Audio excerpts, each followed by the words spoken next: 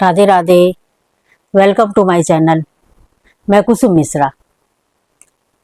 आप सभी सावधान हो जाइए क्योंकि देवगुरु बृहस्पति अस्त होने जा रहे हैं और इसके साथ ही साथ चौमासा प्रारंभ होने वाला है। और इस समय जो ज्येष्ठ मास चल रहा था उसका अंत होने वाला है और उसके साथ ही साथ आषाढ़ मास जो कि चौमासा मास वो प्रारंभ होने वाला है। तो इसमें हमें क्या करना चाहिए, क्या सावधानी बरतना चाहिए, क्या पूजा पाठ करना चाहिए और किन कार्यों को नहीं करना चाहिए, आज के बारे में मैं एक एक करके आपको विस्तृत जानकारी देना चाहूँगी। तो जैसा कि आप सभी को मालूम है कि ज्येष्ठ पूर्णिमा 10 और 11 2 दिन है। तो 10 को और 11 को स्नान ध्यान और व्रत उपवास की पूर्णिमा है, जो कि 10 तारीख को ये मध्याह्न में प्रारंभ होकर दूसरे दिन ये 11 तारीख को दोपहर तक है। तो इसमें जहाँ जहाँ पर जिन्होंने वट सावित्री का व्रत अमावस्या पे नहीं किया है तो वो बहनें हमारी इसमें कर सकती हैं, इस पूर्णिमा पर अवश्य कर सकती हैं और स्नान दान भी कर सकती हैं, आदि सब कर सकती हैं। और इसके साथ ही साथ जो ही पूर्णिमा का जो है सब कुछ समाप्त होने को होगा, वैसे ही दूसरे दिन 12 तारीख से आषाढ़ मास प्रारंभ हो जाएगा।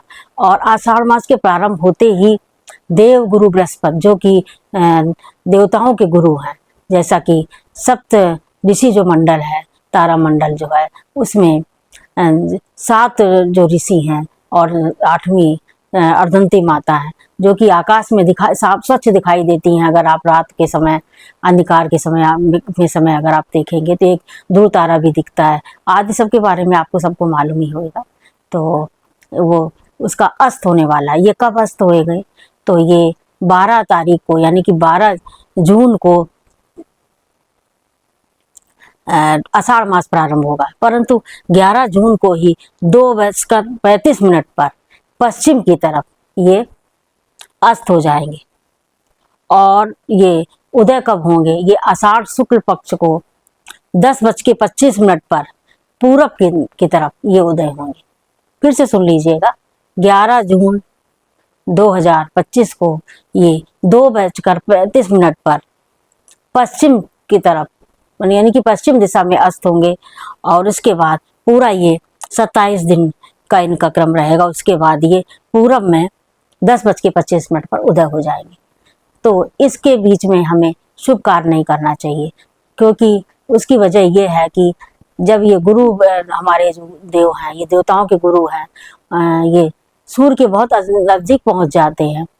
तो सूर्य में इतना तेज होता है, तो ये गुरु जब वहां पहुंचते हैं तो उनका तेज क्षीण हो जाता है। वैसे भी जब कोई भी जो सूर्य जो है सभी ग्रह मंडल में राजा है, तो इनके पास जब कोई छोटा जाएगा तो अपने तेज को, अपने सब पराक्रमों को सबको पहले ही छोड़ के तब उनके पास जाएगा, तो उनका अपना कोई प्रभाव नहीं रहता। इसलिए जो भी कार्य शुभ कार्य है वो इस समय नहीं करना चाहिए। शुभ कार्य में क्या है, जैसे कि शादी ब्याह है, उपनयन संस्कार है, मुंडन है, कंछेदन है, और जैसे बहू नई मतलब बहू उसकी विदाई है, गौना है, आदि शुभ कार्य वंचित रहते हैं।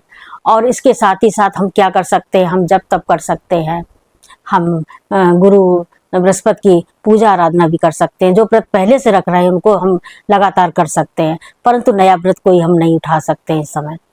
तो इसके साथ ही साथ जैसे जन्म दिवस है, ये सब कार्य हम कर सकते हैं, इसमें कोई मनाही नहीं। अगर जो पहले से व्रत करते चले आ रहे हैं उनको भी हम कर सकते हैं, उसमें भी कोई मनाही नहीं है। तो ये तो हमारा गुरुदेवों के अस्त होने पर जो हमें नियम है उनको पालन करने का है। और दूसरे, आषाढ़ मास के प्रारंभ होते ही चौमासा प्रारंभ हो जाएगा, तो 4 महीने तक जो जीव जंतु हैं जो भी हैं सब एक ही जगह उपस्थित रहते हैं। और जो हमारे सन्यासी लोग हैं जो चारों तरफ विचरण करते रहते हैं, वो भी एक जगह आकर के इन 4 महीनों में एक जगह विश्राम करके एक ही जगह पूजा पाठ करते हैं, वो जगह जगह भ्रमण नहीं करते। तो इसमें बरसात बहुत होती है, तो इसमें पेड़ पौधों को भी हम लगा सकते हैं। इसमें पीपल है, जैसे केले का पेड़ है ये, और बेल का है। बेल का पेड़ हमें शिव मंदिर में लगाना चाहिए। केले का पेड़ घर में नहीं लगा करके घर के पीछे साइड में अगर जगह है तो उसमें हम लगा सकते हैं। और अगर जगह नहीं है तो अगर आप घर की बालकनी में लगाना चाहते हैं तो उसके साथ तुलसी का पौधा बस लगाइएगा। तुलसी के पौधे से केले के पेड़ लगाने का दोष नहीं रहता है। और जैसे बरगद का पेड़ है, पीपल का पेड़, ये पब्लिक प्लेस में आप लगा सकते हैं और इसको अवश्य लगाते रहना चाहिए। साथ में तुलसी का पौधा अवश्य लगाना चाहिए, क्योंकि जो लोग पूजा पाठ करते हैं उनको तुलसी का पौधा घर में लगा करके अपने घर की तुलसी लगा करके उसको बड़ी करना चाहिए। आगे चल के इन्हीं तुलसी का विवाह फिर कार्तिक के महीने में हमें करना चाहिए। जब उनके तुलसी विवाह होते हैं तो इन्हीं का विवाह करना चाहिए, तो इसको बस लगाना चाहिए। अच्छा, खान पान में हमें क्या परहेज करना है? हमें बाहर के पटे फल है, बहुत तेल मसाले वाली सब्जियां हैं आदि सब खाने से वंचित रहना चाहिए। हल्का सुपाच्य भोजन करना चाहिए जिसमें कि हमारा पेट का जो डाइजेशन वो सही रहे। और क्योंकि इस समय जो पाचन शक्ति कमज़ोर हो जाती है, तो इसलिए हमें खान पान का विशेष ध्यान रखना चाहिए। और इसके साथ ही साथ हमें इस महीने में भगवान विष्णु की आराधना अवश्य करना चाहिए और जिसमें गुरुवार को विशेष उपासना करना चाहिए। इसके साथ ही पीला के जो हल्दी का तिलक लगाएं और केसर का तिलक लगाएं और इनके विष्णु के मंत्रों का जाप भी कर सकते हैं। पूजा पाठ सभी कुछ कर सकते हैं, परंतु विशेष कार्य हमें नहीं करना चाहिए। इस महीने में दान भी करना चाहिए, जो भी आप दान कर सके। मेन तो इसमें छाते का दान बहुत कल्याणकारी होता है और जूते का दान करिए। और इसके साथ आप जो भी कर सकें, सामर्थ्यशाली हैं तो किसी ज़रूरतमंद को भी आप दे सकते हैं। तो ये सब जानकारियाँ थी। और इसके साथ ही साथ हमें हरदम ये ध्यान रखना चाहिए कि हमें शुभ कार्य करते ही रहना चाहिए। तो ये हमारा वीडियो था, आज का वीडियो हमारा बस यहीं तक था। आपको हमारा वीडियो कैसा लगा? हमारे वीडियो को लाइक करिए, कमेंट करिए और अभी तक अगर चैनल में नए आए हुए हैं तो आप सब्सक्राइब अवश्य कर दीजिएगा।